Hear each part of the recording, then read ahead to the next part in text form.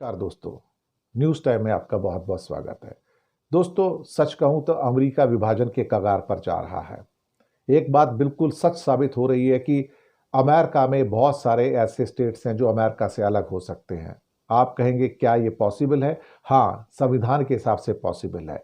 भारत का जो संविधान है वो यूनियन ऑफ इंडिया है, जहां पर संविधान के मुताबिक कोई भी प्रदेश भारत से अलग होने की परमिशन नहीं पा सकता संविधान के मुताबिक। लेकिन अमेरिका का संविधान, जो वहाँ के 50 पूरे प्रदेश हैं जो एक साथ मिलकर अमेरिका बनाते हैं, वो फेडरेशन ऑफ स्टेट है, वो यूनियन ऑफ स्टेट नहीं है संविधान के हिसाब से वहाँ के।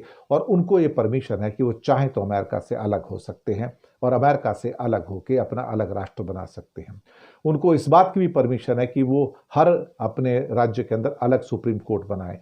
और हाँ, अमेरिका के हर राज्य का अलग सुप्रीम कोर्ट है, ये शायद बहुत कम कम लोगों को पता होगा। उनका गवर्नर है और उनके रूल्स भी अलग हैं।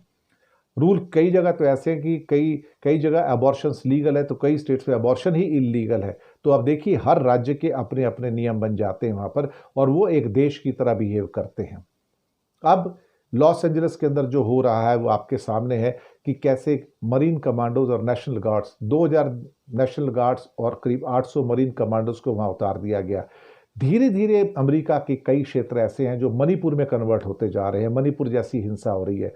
और लॉस एंजलिस बेचारा अभी तो वो जंगल की विभीषिका से गुजरा था आग लगने की। अब यहाँ पे जो सड़कों के ऊपर जो कोहराम मचा हुआ है और जिस ढंग की हिंसा हो रही है, उसको क्रश करने के लिए आप मरीन कमांडोज को उतारते हैं, नेशनल गार्ड्स को उतारते हैं और उसके द्वारा कहते हैं कि हम इसको कुचल कर रख देंगे। और वहां पर एक किस्म से कहा जाए तो ये लोग तभी आ सकते हैं जमीन पर, मरीन कमांडोज, नेशनल गार्ड, जब वहां पे कोई इमरजेंसी की सिचुएशन हो, अमेरिका टूटने की कगार पर हो, अमेरिका पे खतरा हो, राष्ट्रपति पे खतरा, तभी आ सकते हैं। अदरवाइज नेशनल ड्यूटी पे नहीं, ये नहीं आ सकते। और लॉ एंड ऑर्डर की सिचुएशन अगर खराब होती है, उसको सुधारने के लिए लोकल पुलिस है, वहां पे लोकल एडमिनिस्ट्रेशन है। लेकिन इन्होंने तुरंत मरीन कमांडोज उतार दिए और नेशनल गार्ड उतार कर अब इसकी पूरी आलोचना हो रही है। जेडी वेंस ने भी समर्थन कर दिया कि नहीं, हमारी सरकार ठीक कर रही है और हम इसको क्रश कर देंगे। मुझे लगता है कि अमेरिका इस समय अपने सबसे कठिन दौर से गुजर रहा है। वहां पर जो उनके ट्रेजरी बॉन्ड्स हैं वो भी अब कंट्रीज ने बेचना शुरू कर दिया। एक टाइम था कि चाइना के पास $1500 बिलियन के उसके ट्रेजरी बॉन्ड से, अब वो घटकर $700 बिलियन रह गए हैं और बाकी बॉन्ड्स भी वो बेचते चले जा रहे हैं। और अमेरिका के जो ट्रेजरी बॉन्ड्स हमेशा जिसके लिए देश लालायत रहते थे कि हम इसको खरीदेंगे, अब पीछे हट रहे हैं कि नहीं, अमेरिका में कोई ऐसा हमें भविष्य नजर नहीं आता है। डिविडेंड्स के ऊपर वहां पे टैक्स मार दिया गया है, तो कि जो बाहर की कंपनियां तो वहां पर क्यों इन्वेस्ट करेंगी, वहां क्यों चीजें बनाएंगी, और वहां से अगर पैसा बाहर भेजती हैं तो उसके ऊपर एक डिविडेंड टैक्स लगा के अमेरिका के खजाने को भरा जाएगा। तो अमेरिका की ट्रेजरी से पैसा निकल निकल के यूरोप की ट्रेजरी में जाना शुरू हो गया है। डिविडेंड टैक्स की वजह से लोग अब ये कहना शुरू हो गए हैं कि भैया, अगर तुम्हारे यहाँ हमारा पैसा नहीं निकल सकता तो हम तुम्हारे यहाँ पैसा लगाएंगे क्यों? हमारा कोई दिमाग खराब हो गया, अमेरिका में आके पैसा इन्वेस्ट करेंगे? हम नहीं करते इन्वेस्ट। एक तरह से लोगों का अमेरिका से भरम टूट रहा है और उसकी वजह से डी डॉलराइजेशन का प्रोसेस और पक्का होगा। यानी कि डॉलर गिरेगा तो दूसरी करेंसी स्ट्रांग होंगी। जैसे ही डॉलर गिरता है वैसे ही अमेरिका की साख गिरती है और अमेरिका की वो सारी जो एक ड्रीम डेस्टिनेशन के तौर पर पूरी ख्याति थी, वो भी पूरी की पूरी खत्म हो जाएगी।